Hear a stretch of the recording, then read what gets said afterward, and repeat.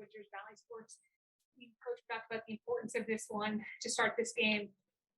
Where did you feel like your team went to start to show you and everybody else that this is who they are? I thought they just played the game with purpose.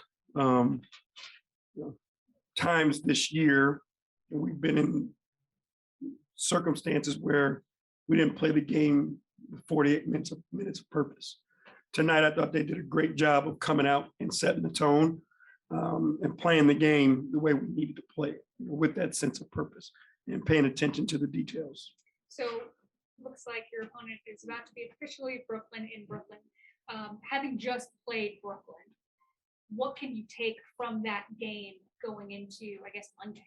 A lot. We have an understanding of who they are. Obviously pay attention to their schemes, the way they defended us, all those things, and then we make our adjustments based on that. Is there anything that sticks out? Obviously you can't give too specifics, but anything that sticks out in your mind that you guys are going to have to do better at? We'll wait on that. Yeah. Chris Fedor, Cleveland.com. JV, we talked about this a little bit the other night, but now that it's officially here and you guys are going to the play-in tournament, the regular season's over, what do you feel when it comes to the state of the team going into the play-in tournament? I feel like we're in a good place. I think we have a real good understanding of who we are. We have an understanding of what it takes for us to win, the level that we have to play at. For us, there's been a lot of moving parts lately. I think we found a little bit of consistency here. Obviously, still missing a couple of key pieces, but I think we understand who we are and what it takes for us to have to win. Obviously, bigger goals ahead, but do you want the guys to celebrate this? Do you want them to feel good about just the fact that they got it? They should enjoy it. That's what tonight is for. They should enjoy it. Understand the guys that have been here before me, right? Understand the highs, where we had to go, and then the opportunity to get back where we are. The guys who got here with me, who have struggled through all this stuff to get to where we are, they should appreciate it and not take it for granted.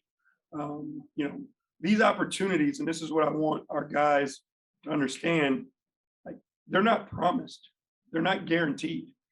We have guys on this team, took them 6-7 years to get to the playoffs. Me personally, it was my 9th season before I had an opportunity to compete in a playoff. So this is nothing that just because you're around the league, it's guaranteed and promised to you.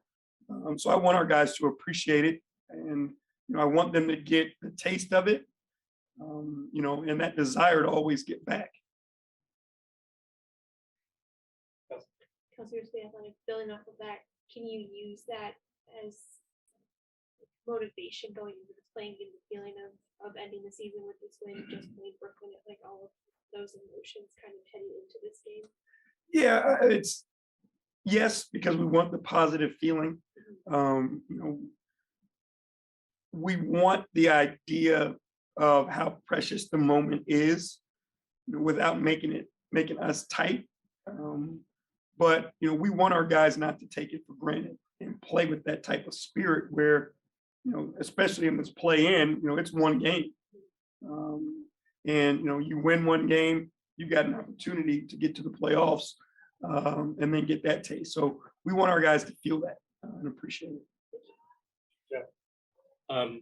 So do you think that fourth quarter Friday night not going the way you wanted, without pressure in their minds, is that a good thing going into Tuesday or not? Yeah, it's an opportunity for us to learn from it. We watched the fourth quarter as a team yesterday, to get an understanding of what happened and how things changed. We saw some things that we could be better at.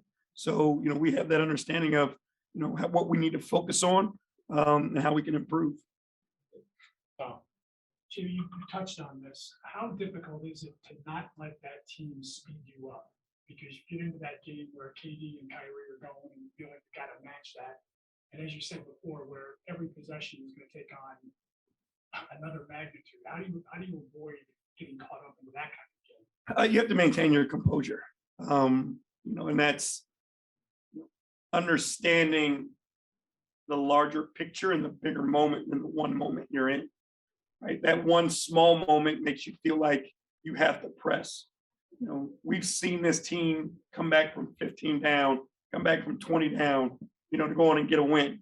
So understanding how much time is actually in the game, and being able to take advantage of that and not just feeling like there's a weight on you to do so much and hit a home run every possession. Right? This game is going to come down to the singles and who makes the least amount of errors. Ashley Ness at Cleveland.com. JV, when you think about the season on a macro scale, you guys have obviously had to navigate highs and lows. It's been kind of a roller coaster. When you think about the playoffs, though, where it's truly play by play, game by game, do you think that has prepared this group more to kind of face what's ahead the next week or so? Yeah, I mean, it's being able to handle adversity and compete when the unexpected happens, and that's what the playoffs is about. It's you don't know what's going to happen. You don't know what's going to unfold. You don't know the situation that you're going to be in. Especially for our young guys who've never been a part of it before. But being able to have the discipline, the togetherness, and the composure to go to the level that we need to go to and do what we do. Because it's not going to be, you watch what Kevin Durant and Kyrie do. This has to be what Darius Garland does, what Evan Mobley does, and what the Cavaliers do. That's what we have to focus on and just be the best version of ourselves and see what happens. As a kind of coach, we talked about Evan Mobley coming back, but how nice is it to have Rondo back and get him in a little bit of rhythm, especially with his experience. Oh, it's going to be huge for us. We're going to have to lean on him heavily. He has the ability to do a bunch of different things, play a bunch of different positions, guard different positions, but there's nothing he hasn't seen before. So, our guys who haven't been there before are going to lean on him heavily. And we're going to lean on him heavily as a coaching staff as well. And then in the last 2 years, even last year, 22 games, we had a couple of signature wins against Brooklyn. How much confidence can this team's success over the last couple of years help you guys? I mean, we believe we can beat anybody this week. We just have to play our best basketball. We know what we're facing. We have a ton of respect for Brooklyn. We have a ton of respect for, those individuals. The coaching staff, but we just want to go play our best. Let's go play our best, match them up and see what happens. That's the last one. JB, I know you weren't going to talk about this down the stretch of the season, but now that we're here and the play-in tournament's around the corner, how important was it for you guys to lock into the 7-8 spot as opposed to 9-10 and get 2 bites at the playoff after? I mean, just odds, work in your favor there. The ability to, just win 1 out of 2 as opposed to having winning 2. The opportunity to get a home game, if needed. And, if you have this building, behind you in a win or go home scenario, I like our chances. So being able to have 2 shots at it is huge. But again, our focus is on Brooklyn, and we need to go out and get that job done. Yeah, actually. Thank you. Thank you. Good night. Good job.